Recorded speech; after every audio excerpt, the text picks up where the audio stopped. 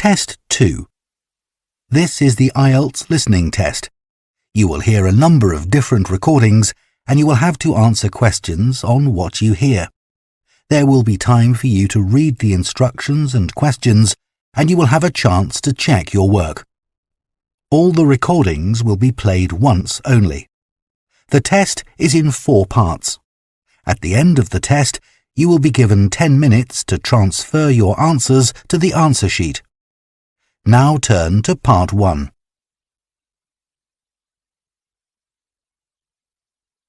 Part 1. You will hear a man asking about voluntary work in the village that he has just moved to. First, you have some time to look at questions 1 to 7.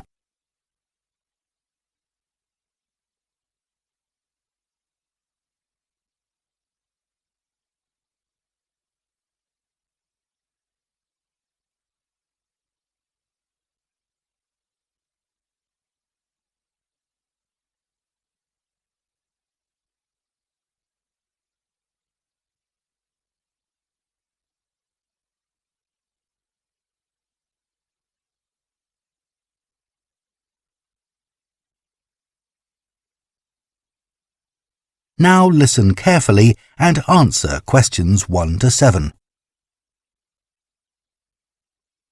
Hello, Jane Fairbanks speaking. Oh, good morning.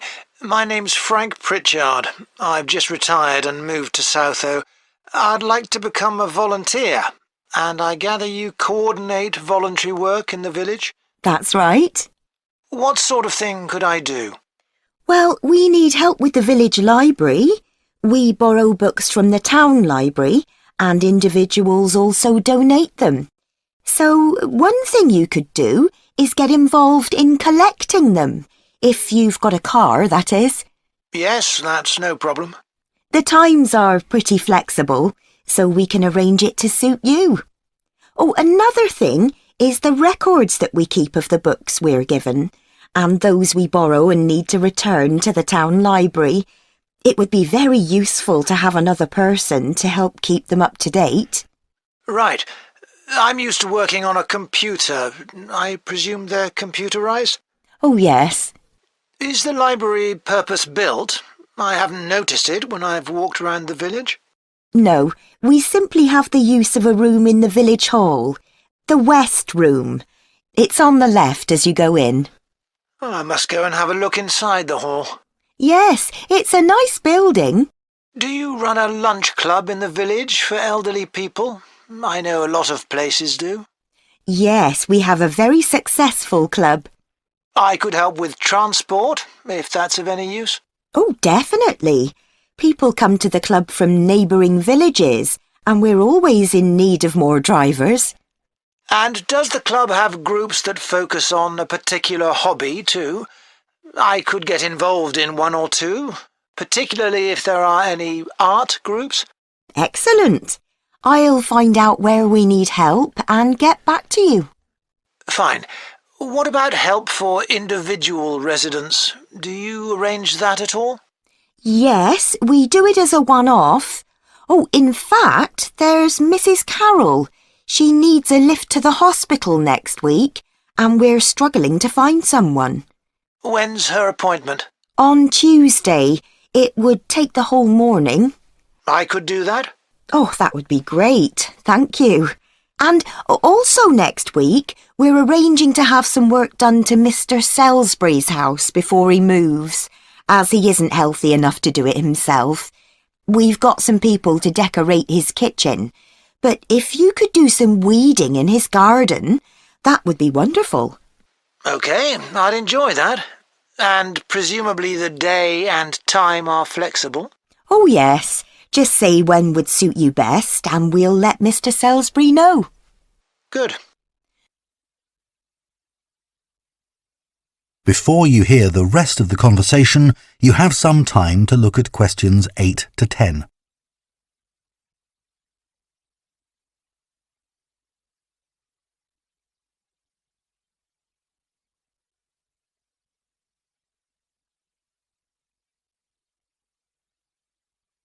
Now listen and answer questions 8 to 10. The volunteers group also organises monthly social events, which is a great way to meet other people, of course. Uh-huh. So next month, on the 19th of October, we're holding a quiz.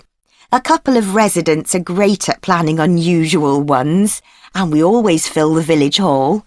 That sounds like fun. Can I do anything to help? Well, because of the number of people, we need plenty of refreshments for halfway through. So if you could provide any, we'd be grateful. I'm sure I could. I'll think about what to make and let you know. Thank you. Then on November the 18th, we're holding a dance, also in the village hall. We've booked a band that specialises in music of the 1930s. They've been before, and we've had a lot of requests to bring them back. I'm not really a dancer, but I'd like to do something to help. Well, we sell tickets in advance, and having an extra person to check them at the door as people arrive would be good. It can be quite a bottleneck if everyone arrives at once. OK, I'm happy with that. We're also arranging a New Year's Eve party. We're expecting that to be a really big event, so instead of the village hall, it'll be held in the Mountfort Hotel. The... Mountfort. M-O-U-N-T-F-O-R-T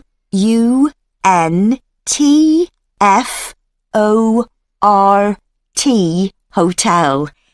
It isn't in Southoe itself, but it's only a couple of miles away. The hotel will be providing dinner, and we've booked a band. The one thing we haven't got yet is a poster. That isn't something you could do by any chance, is it? Well, actually, yes. Before I retired, I was a graphic designer, so that's right up my street. Oh, perfect. I'll give you the details, and then perhaps you could send me a draft? Of course. That is the end of Part 1. You now have half a minute to check your answers to Part 1.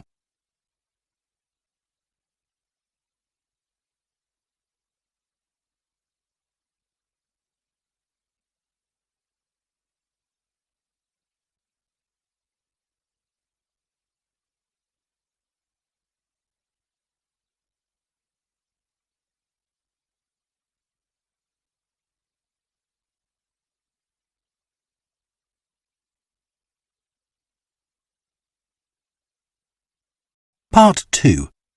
You will hear a guide at a tourist attraction called Oniton Hall talking to a group of visitors. First, you have some time to look at questions 11 to 14.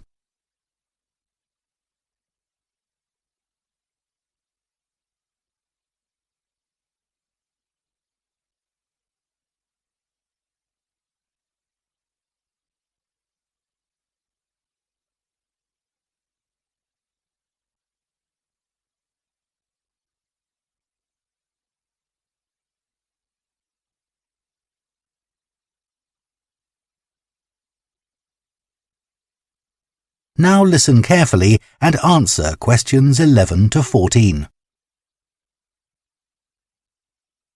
Good morning, and welcome to Oniton Hall, one of the largest estates in the area. My name's Nick, and I'm one of the guides. I'll give you a brief introduction to the estate while you're sitting down, and then we'll walk round. The estate consists of the house, gardens, parkland and farm, and it dates back to the 14th century. The original house was replaced in the late 17th century, and of course it has had a large number of owners.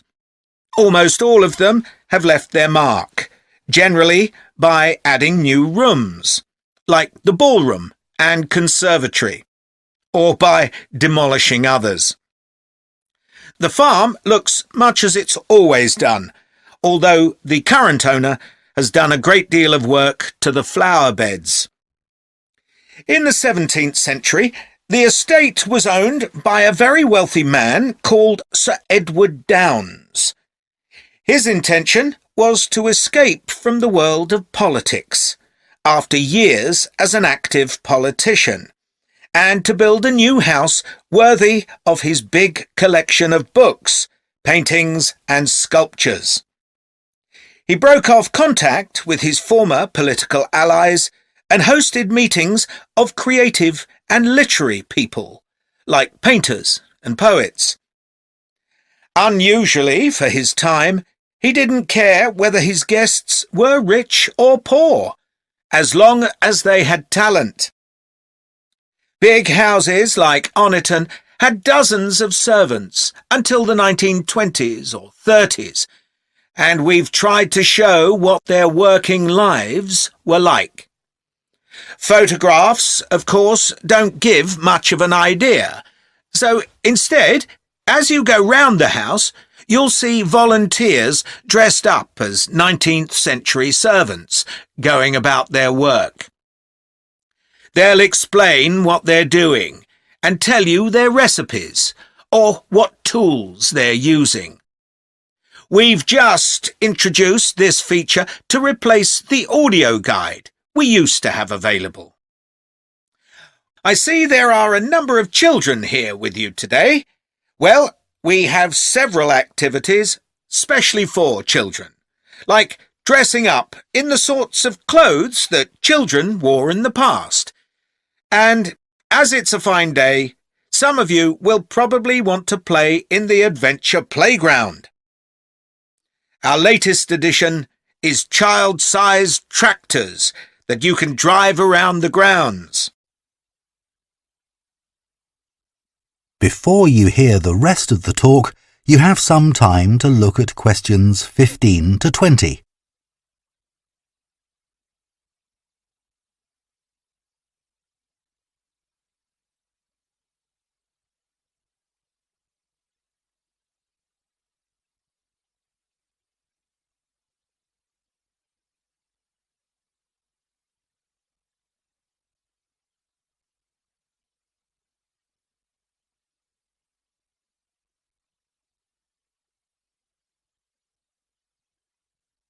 Now listen and answer questions 15 to 20. We'll also be going into the farm that's part of the estate, where there's plenty to do. Most of the buildings date from the 18th century, so you can really step back into an agricultural past. Until recently, the dairy was where milk from the cows was turned into cheese. It's now the place to go for lunch, or afternoon tea, or just a cup of coffee and a slice of homemade cake. The big stone building that dominates the farm is the large barn, and in here is our collection of agricultural tools. These were used in the past to plough the earth, sow seeds, make gates, and much more. There's a small barn, also made of stone, where you can groom the donkeys and horses to keep their coats clean. They really seem to enjoy having it done, and children love grooming them. The horses no longer live in the stables, which instead is the place to go to buy gifts, books, our own jams and pickles, and clothes and blankets made of wool from our sheep. Outside the shed, which is the only brick building, you can climb into a horse-drawn carriage for a lovely, relaxing tour of the park and farm. The carriages are well over 100 years old. And finally, the parkland, which was laid out in the 18th century with a lake and trees that are now well established. You'll see types of cattle and sheep that are hardly ever found on farms these days. We're helping to preserve them, to stop their numbers falling further. OK, well, if you'd like to come with me, we will start. That is the end of Part 2. You now have half a minute to check your answers to Part 2.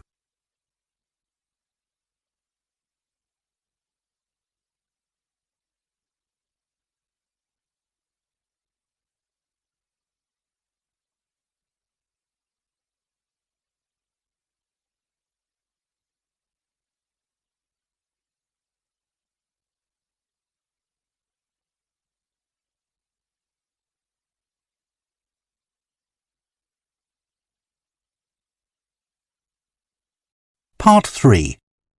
You will hear 2 theatre studies students discussing stage and screen performances of Shakespeare's play Romeo and Juliet. First, you have some time to look at questions 21 and 22.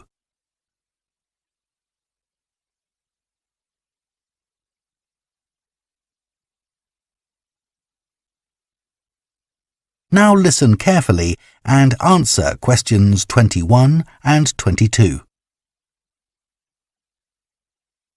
Did you make notes while you were watching the performances of Romeo and Juliet, Gemma? Yes, I did. I found it quite hard, though. I kept getting too involved in the play. Me too. I ended up not taking notes. I wrote down my impressions when I got home. Do you mind if I check a few things with you, in case I've missed anything? And I've also got some questions about our assignment. No, it's good to talk things through. I may have missed things too. OK, great. So, first of all, I'm not sure how much information we should include in our reviews. Right. Well, I don't think we need to describe what happens, especially as Romeo and Juliet is one of Shakespeare's most well-known plays. Yeah, everyone knows the story. In an essay, we'd focus on the poetry and Shakespeare's use of imagery, etc. But that isn't really relevant in a review. We're supposed to focus on how effective this particular production is. We should say what made it a success or a failure. And part of that means talking about the emotional impact the performance had on us. I think that's important. Yes. And we should definitely mention how well the director handled important bits of the play, like when Romeo climbs onto Juliet's balcony. And the fight between Mercutio and Tybalt. Yes. It would also be interesting to mention the theatre space and how the director used it, but I don't think we'll have space in 800 words. No, OK. That all sounds quite straightforward. Before you hear the rest of the discussion, you have some time to look at questions 23 to 30.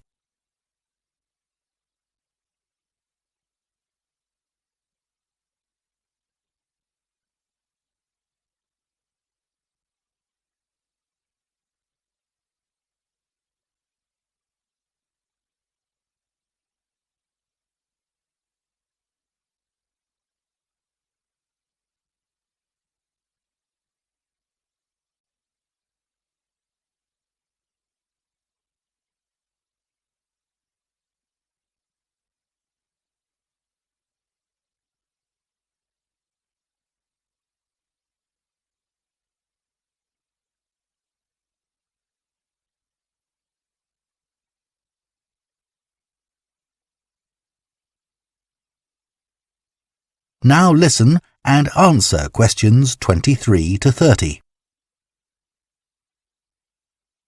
So, what about the Emporium Theatre's production of the play? I thought some things worked really well, but there were some problems too. Yeah. What about the set, for example? I think it was visually really stunning. I'd say that was probably the most memorable thing about this production. You're right. The set design was really amazing.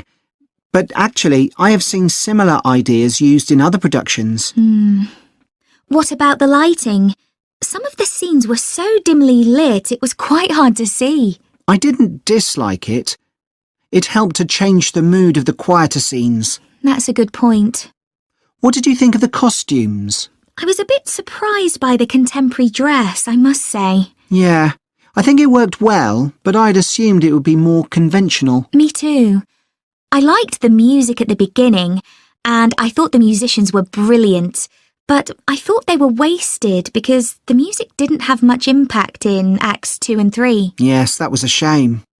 One problem with this production was that the actors didn't deliver the lines that well. They were speaking too fast. It was a problem, I agree. But I thought it was because they weren't speaking loudly enough, especially at key points in the play. I actually didn't have a problem with that. It's been an interesting experience watching different versions of Romeo and Juliet, hasn't it? Definitely. It's made me realise how relevant the play still is. Right. I mean, a lot's changed since Shakespeare's time, but in many ways nothing's changed. There are always disagreements and tension between teenagers and their parents. Yes, that's something all young people can relate to, more than the violence and the extreme emotions in the play. How did you find watching it in translation? Really interesting. I expected to find it more challenging, but I could follow the story pretty well. I stopped worrying about not being able to understand all the words and focused on the actors' expressions. The ending was pretty powerful. Yes, that somehow intensified the emotion for me. Did you know Shakespeare's been translated into more languages than any other writer? What's the reason for his international appeal, do you think? I was reading that it's because his plays are about basic themes that people everywhere are familiar with. Yeah, and they can also be understood on different levels. The characters have such depth. Right, which allows directors to experiment and find new angles. That's really important because... That is the end of Part 3. You now have half a minute to check your answers to Part 3.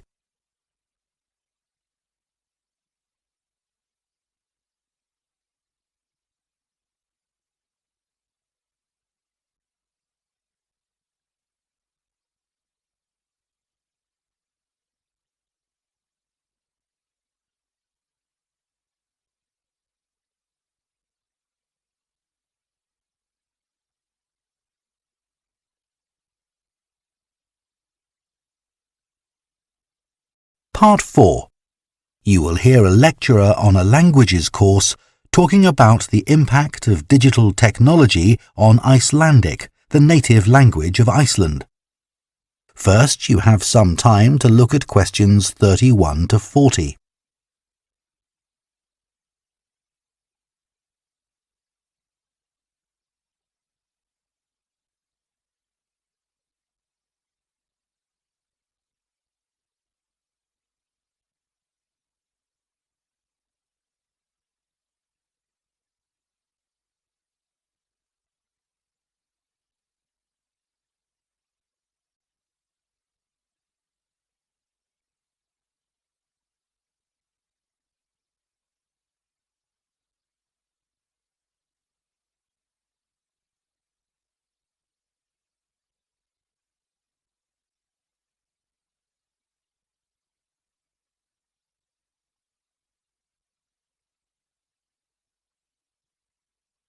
Now listen carefully and answer questions 31 to 40. Right, everyone, let's make a start. Over the past few sessions, we've been considering the reasons why some world languages are in decline. And today I'm going to introduce another factor that affects languages and the speakers of those languages, and that's technology, and in particular, digital technology.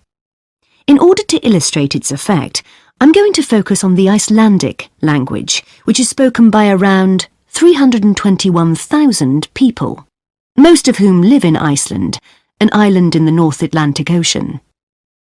The problem for this language is not the number of speakers, even though this number is small, nor is it about losing words to other languages, such as English. In fact, the vocabulary of Icelandic is continually increasing, because when speakers need a new word for something, they tend to create one, rather than borrowing from another language. All this makes Icelandic quite a special language. It's changed very little in the past millennium, yet it can handle 21st century concepts related to the use of computers and digital technology.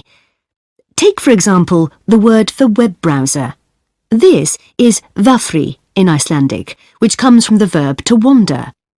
I can't think of a more appropriate term because that's exactly what you do mentally when you browse the internet. Then there's an Icelandic word for podcast, which is too hard to pronounce, and so on.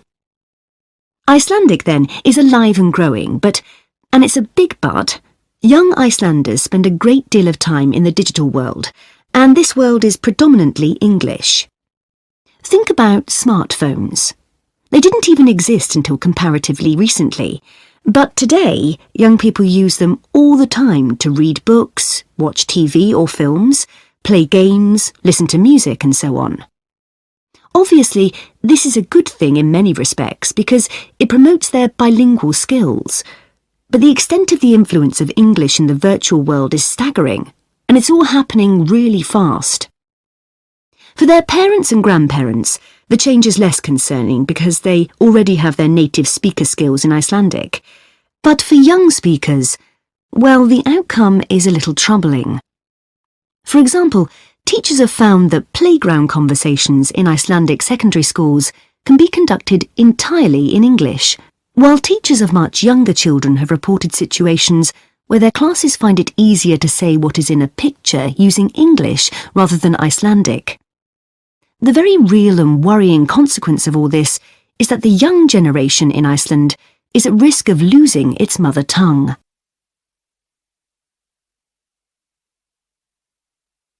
Of course, this is happening to other European languages too.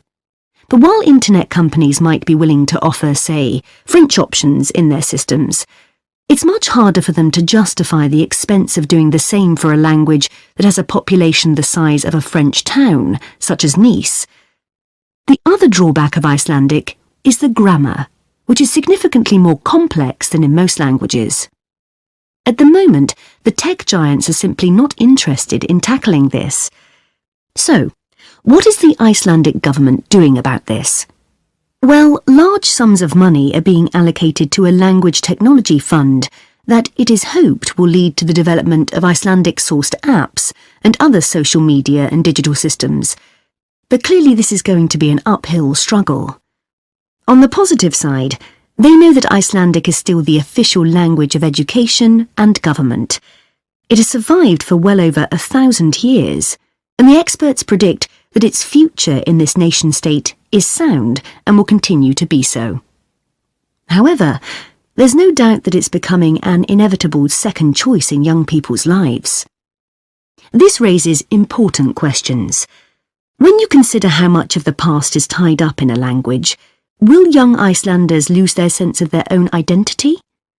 Another issue that concerns the government of Iceland is this.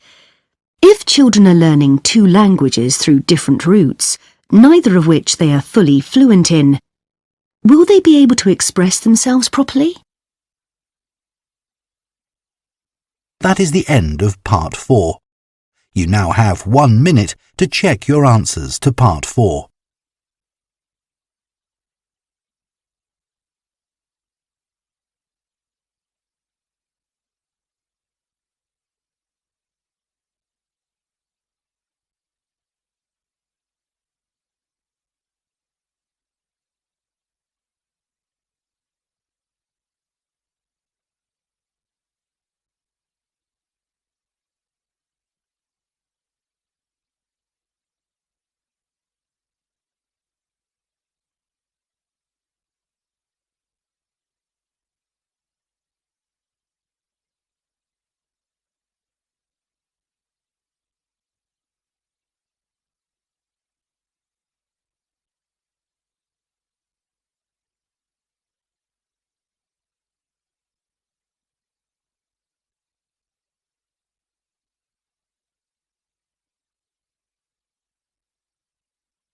That is the end of the listening test.